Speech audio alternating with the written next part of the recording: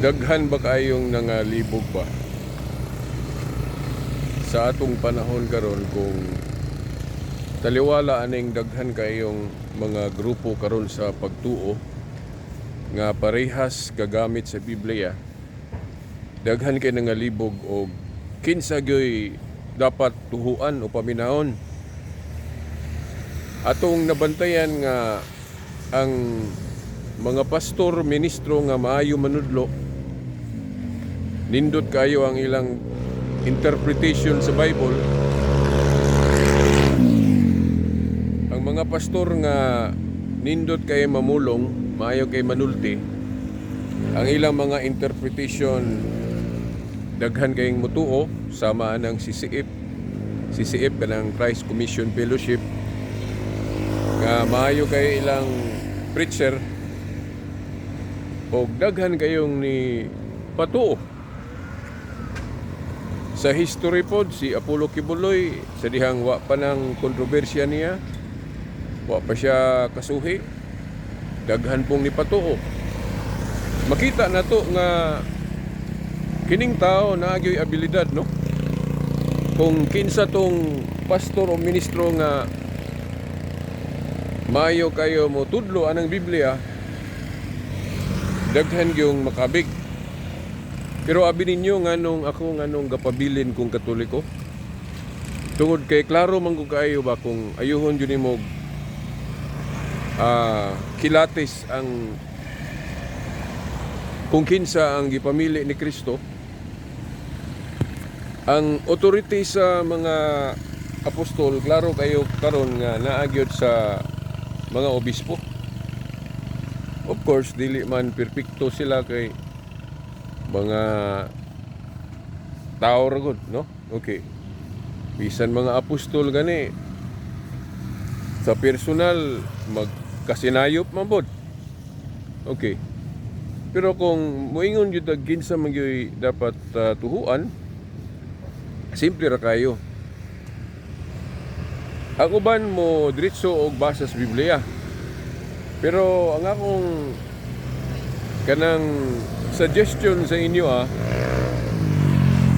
aron makita gyud ninyo ang logical yung kayong baruganan, diserta mo basa ng Biblia, diserta mo tuo nga kining Biblia mao ni basihanan sa atong pagtuo sa Dios. Ato sang kwintahon ba nganong mutuo man ta sa Biblia? Unsa may kana bang si tawag na kanang basihanan ba, lig-ong basihanan nganong mutuo kita sa Biblia? Kay kung moingon lang ta kay naaman diha ang pulong sa Dios, unya sigurado ka ta nga naa diha nga muuyon man po siguro mo nako nga kining Biblia sinulat ra nig mga tao. Of course, moingon mo lamdag man sa Espiritu Santo. Nya kaysa yun ra man na i-claim. Nya timan-an biya nato nga dili biya kay Biblia ray ga-claim nga naa diha ang pulong sa Dios. Ang atong mga igsoong Muslim moingon nga ana adres Quran. Ang atong mga igsoong Mormons moingon sila nga naa diri sa Book of Mormon. Dili biya kay Bible ray nag-claim nga naa diha ang pulong sa Dios. Mao na nga dili lang kay Bible mo'y nag-claim. Ya karon kinsa may nagsultis tinuod? Kinsa may nagsultis tinuod? Naalang natong mga Kristohanon, mangutana ko ninyo, kining Biblia na to, kinsa may gaingon nga naa dinhi ang pulong sa Dios? Nganong nituo man ta? Tanawon din natong history. Kinsa may gaingon nga naa diri ang pulong sa Dios? Atong Biblia timan ana to nga kung magisgot ang daang testamento 46 ka libro kung Catholic version. Kung Bagong Tugon 27. Mangutana ko ninyo kinsa man day gabuot ana?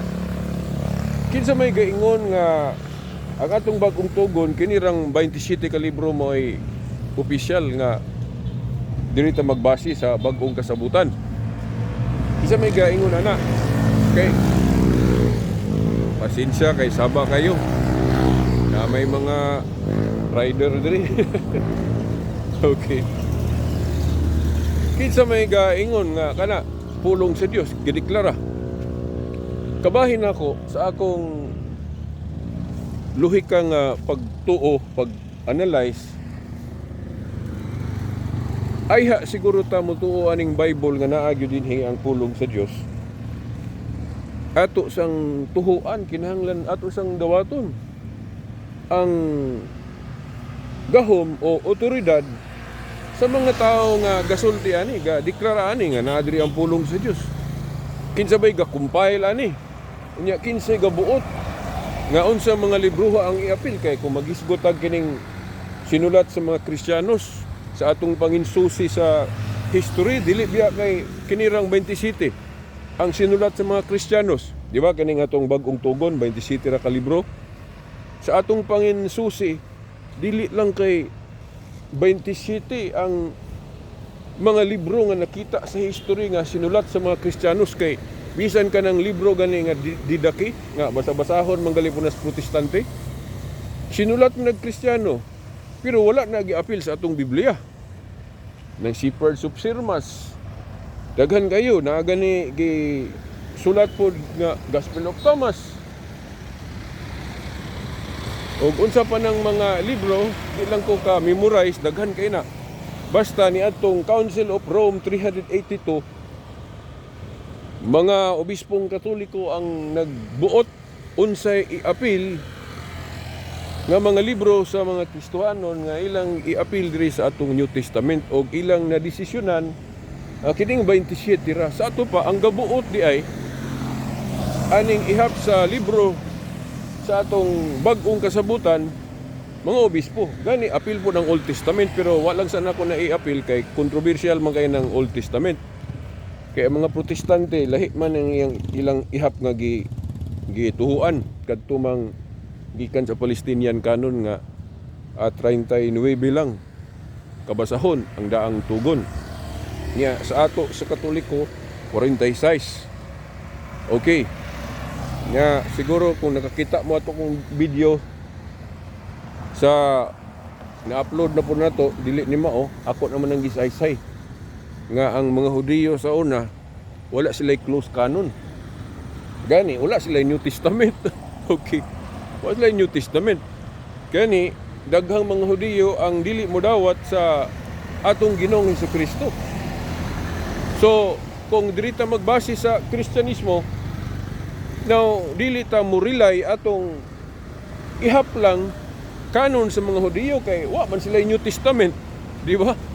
So kung mga Kristiyano ta, so dili dagway ta nila maminaw og unsang mga libruha ang dapat tuhuan nato kay ang mga Hudiyo sa una duha ang ilang kanon, Palestinian og Alexandrian. Ang Palestinian 39 lang ka libro, ang Alexandrian 46. Okay. Now, ang Katoliko, ang gigamit kadtong Alexandrian kay nakita man sa kasaysayan nga ang gigamit sa mga apostol, katong mga scroll ba, kasulatan sa Old Testament, katong mga Alexandrian, nga 46 gud ka libro, ug mao na gipili sa mga obispo. Dili tong sa Palestinian kay katong ka-Palestinian kulang mag 7 ka libro. Kulang mag 7 ka libro. Oh, niya sa atong nasayran ra ba? Sa Palestinian canon wala tong Makabiyo, Sira, kung unsa diha. Then ang mga protestante mo akusar nato nga gidugang lang kuno ng Makabiyo o unsa pa diha. Pero dili oy.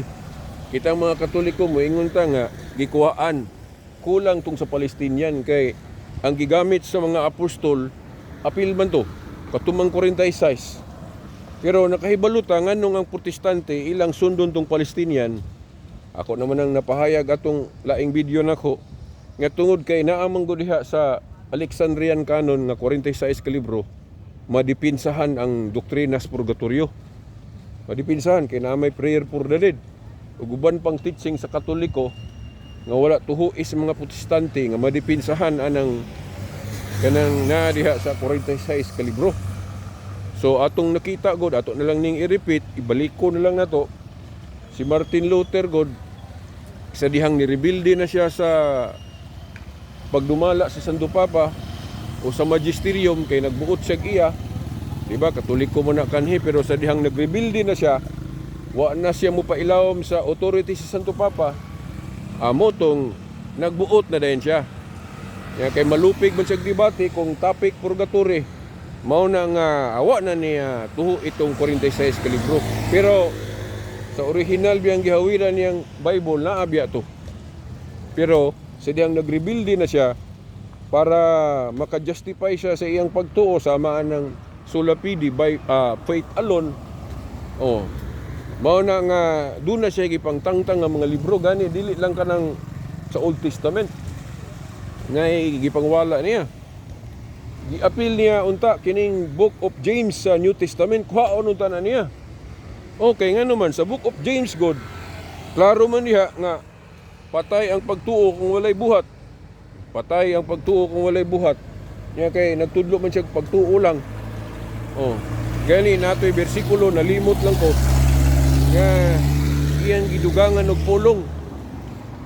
Gidugangan og pulong alon para ma-faith alone. Nalimot ko basta na sa James ba to o unsa to nga libro nga na siya gidugang para mapalusot niya ng doktrina niyang faith alone. Nya kay na may bersikulo nga klaro gyud dito po litra nga patay ang pagtuo nga walay buhat, mo nang naingon siya nga matay mapildi man tanig debate. Amaw nang yan na lang kuhaon unta ng Book of James. Gitawag niya Epistle of Straw. Unya sa kasayuran nato iya pud untang i-appeal o kuha ng revelation kay galisod siya sabot. Nalisod man ang revelation kay Book of Symbols guna. Og kulang kag nasayran sa mga early fathers giunsa na nila pag-interpret. Maglingo-lingo gyud kana, magpataka lang gyud ang pag-interpret ana. Parehas mga sabadista. Wa may background sa mga early fathers giunsa pag-interpret na. Maghimo-himo na sila ilang kaugalingong interpretation niya nindot ra ba, no? Mga sabadista may kina sila mo gama-gama og interpretation. Katugani po si Herbert Armstrong na hinumdum ko, founder atong Worldwide Church of God. Naapod siya interpretation nga mura po nindot kayo, no? Okay. O kining tao bright man gyud. Okay. So murang daghan pong mutuo ba? Oh. Pero mao lagi na ako bisag move on na lang nato kining New Testament. Kinsa man gyud gabuot aning New Testament nga ang New Testament nato 27 lang. So kung muuyon mo nako nga Katoliko sa Council of Rome 382 sa ato pa ang authority day na sa mga obispo. Unya gahatag biag authority si Kristo sa mga apostol sa pagdili og pagtugot. So mutuo tag unsay mga council na pagahimuon sa mga obispo paglang sa baa yan ni maklaro og tingog timing mo pod ganay mga parit-parit diri o nay kining unsa man ni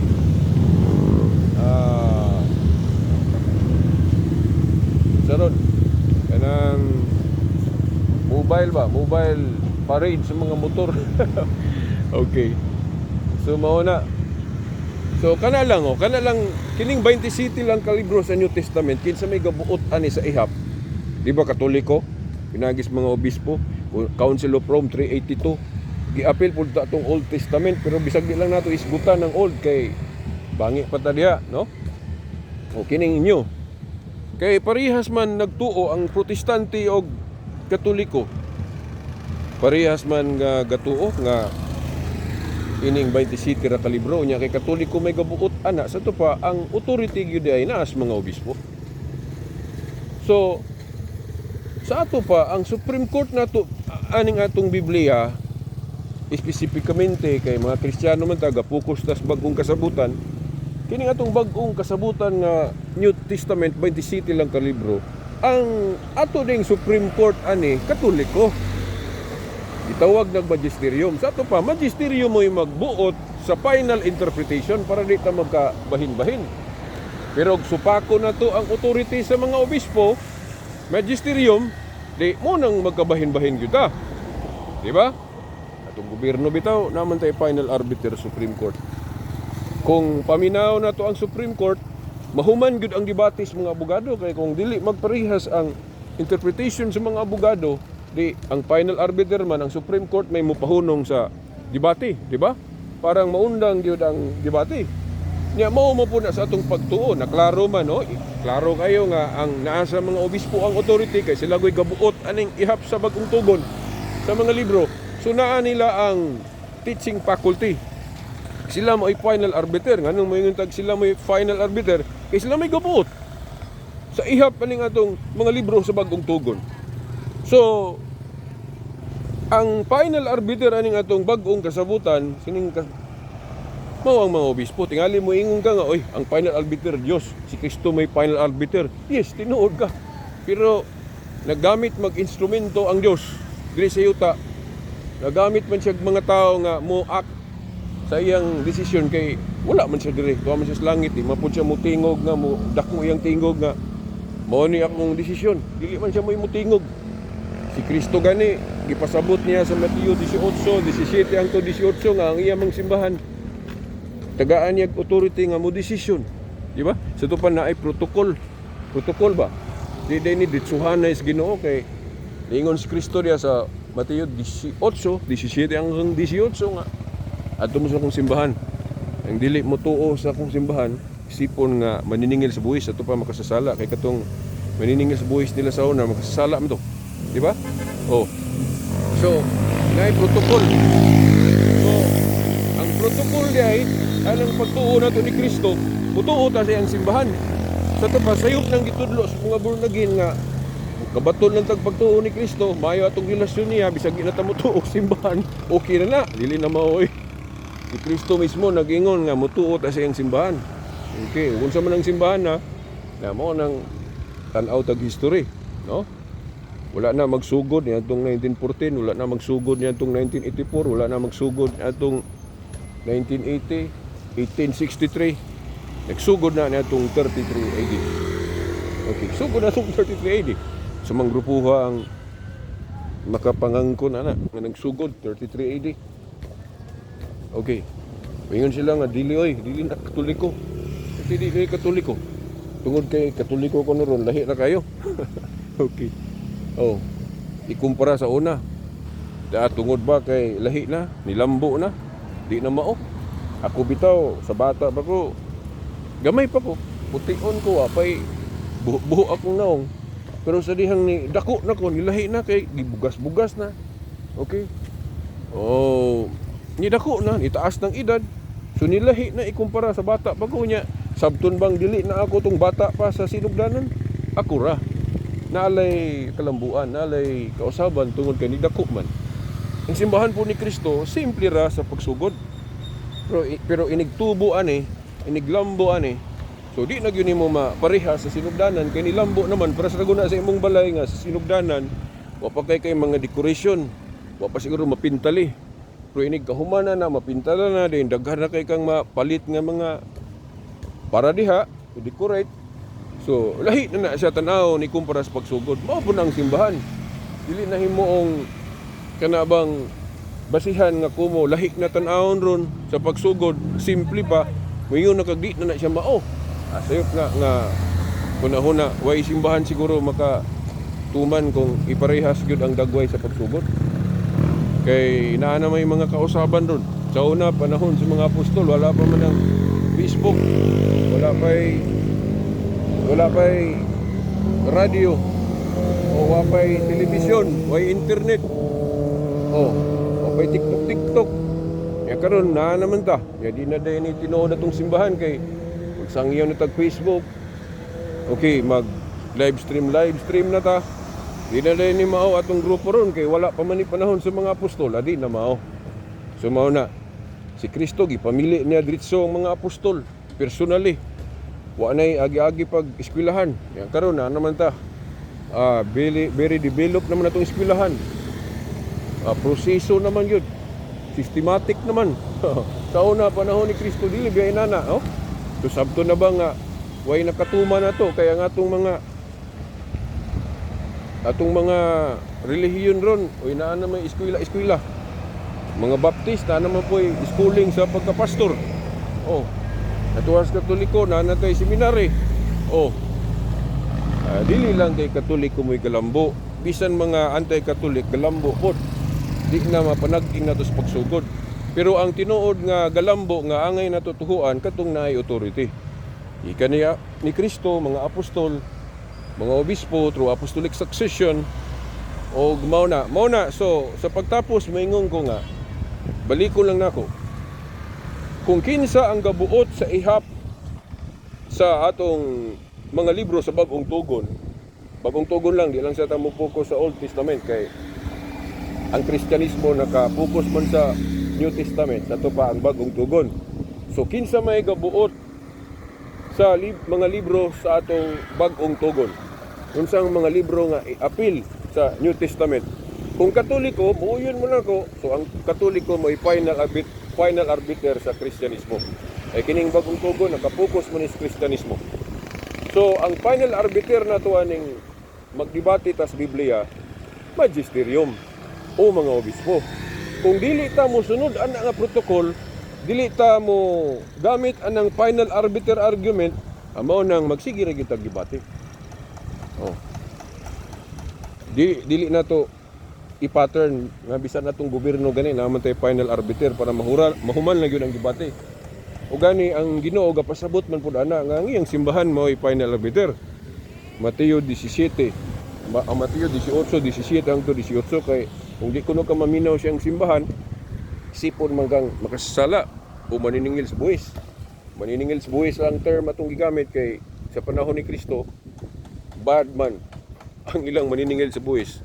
Nagpractice man og dili maayo nga panguliktas buwis, mao na nga kanang sini gihimo ng termino ni Kristo anang sa mga makasala. So ang pagtuo dahil nga insakto ni Kristo kanang mutuo ta siyang simbahan kay ang iyang simbahan spokesman man niya, ang dili gali maminaw siyang simbahan sama ra mang wa maminaw niya. Lucas 10:16, di ba? Lucas 10:16 nga kana mo na bersikulo nga sayop gyud ang mga born again nga Kristo ra nga di na mutuo sa simbahan ngayang gitukod. Sayop na mutuo ka sa hari, dili ka mutuo sa iyang gingharian. Kung gatuo ta sa hari nga mas Kristo, apilo na tugtuo iyang gingharian. Ang simbahan nga iyang gitukod. Kung unsa ng simbahan na gasugod panahon sa unang siglo nga nagpadayon hangtod karon, sumaw na ang atong tuan ug mao ning Katoliko. Ang uban nga wa na to maisguti sa uban ng mga video nga atong pagahimuon i-upload at tangilang ninyo. Daghang salamat ug ato na ning itapos.